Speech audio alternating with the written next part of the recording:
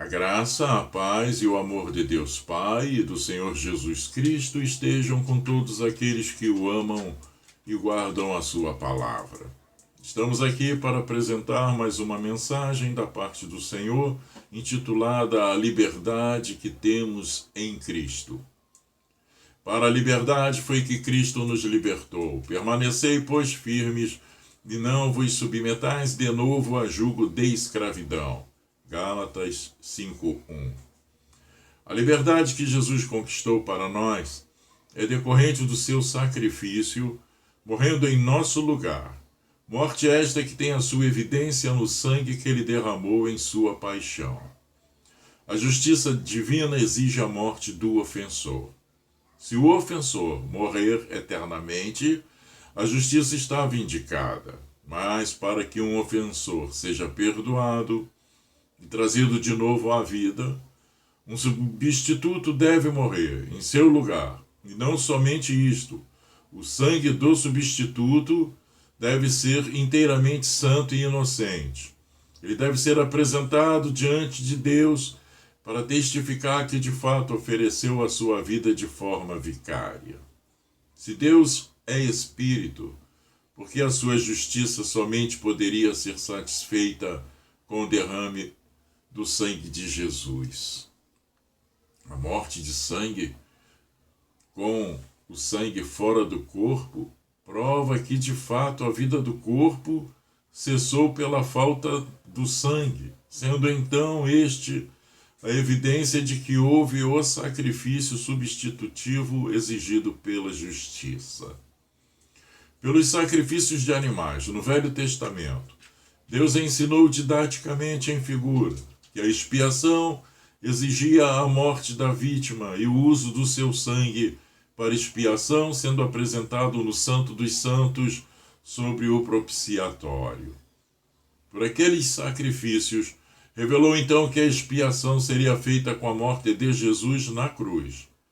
Eles profetizavam em figura a sua morte, ensinando que não morreria de forma natural ou acidental, em que não houvesse derramamento de sangue. A vida do homem lhe foi dada por Deus, para que lhe a desse por devolvida. E nas mãos e governo de Deus que nossas vidas deveriam estar, mas dali foram retiradas pela desobediência de Adão.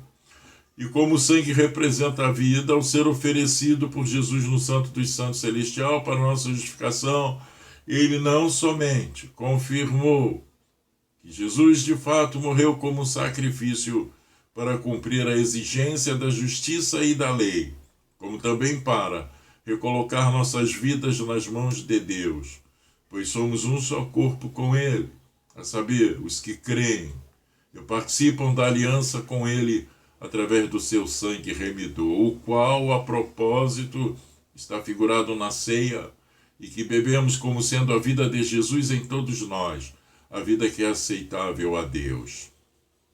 Os homens não viram nada disto quando Jesus morria na cruz, mas ele e o Pai viram perfeitamente em todos os ângulos e propósitos de sua morte vicária e sobre a necessidade de o seu sangue precioso ser derramado, para que fosse a causa da sua morte.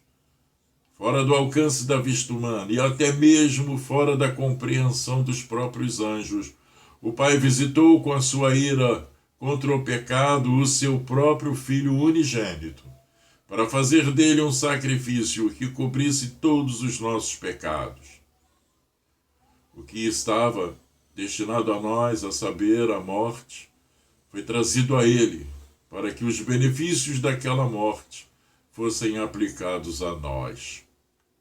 Não haveria outro modo de o pecador ser libertado da sentença condenatória da lei de morte eterna, de forma a não ficar para sempre separado de Deus em sofrimentos eternos.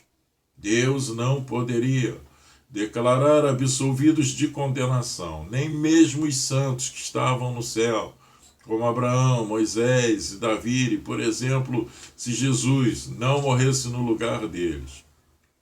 A justiça divina exigiria a expulsão deles do céu, caso Cristo tivesse falhado em sua missão.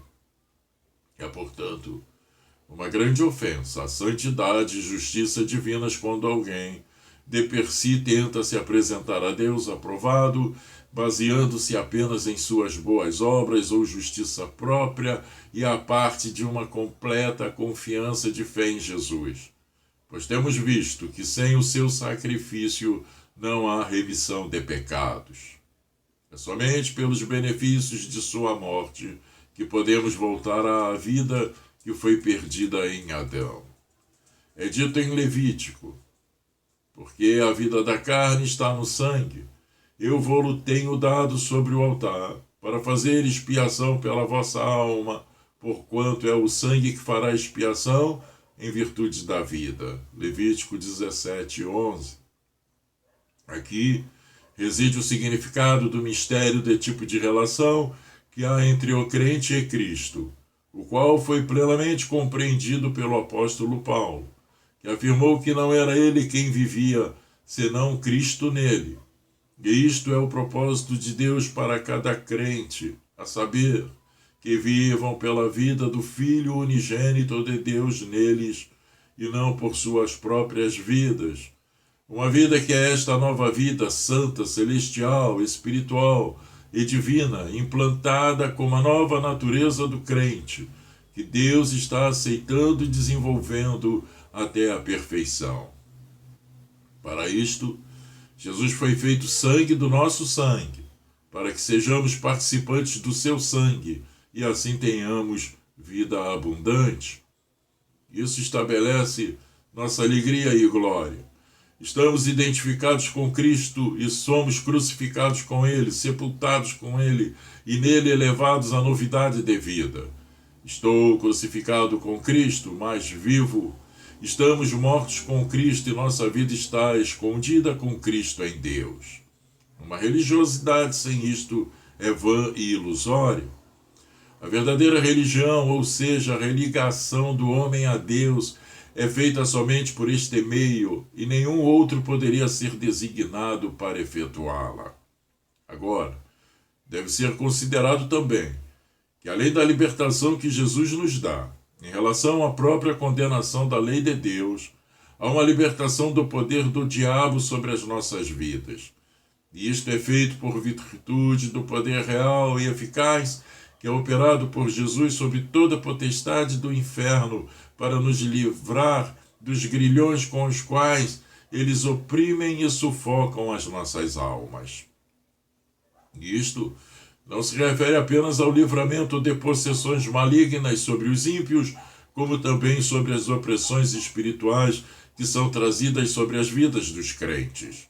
Nenhum outro poder pode nos livrar das forças do mal, senão somente o de Jesus, que amarra o valente, o despoja de tudo quanto trazia em cativeiro. E não somente isto, também somos livrados por Jesus da dominação de nossa própria vontade e ego pecaminosos, que obstinadamente lutam contra a influência do Espírito Santo, que busca nos inclinar para as coisas que são espirituais, celestiais e divinas.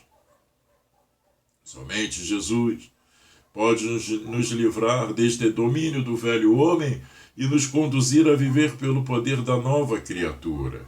Rendamo-nos, pois, inteiramente ao Senhor e meditemos continuamente na sua palavra, vivendo em vigilância, oração e negando-nos a nós mesmos por verdadeiros atos de renúncia e humildade.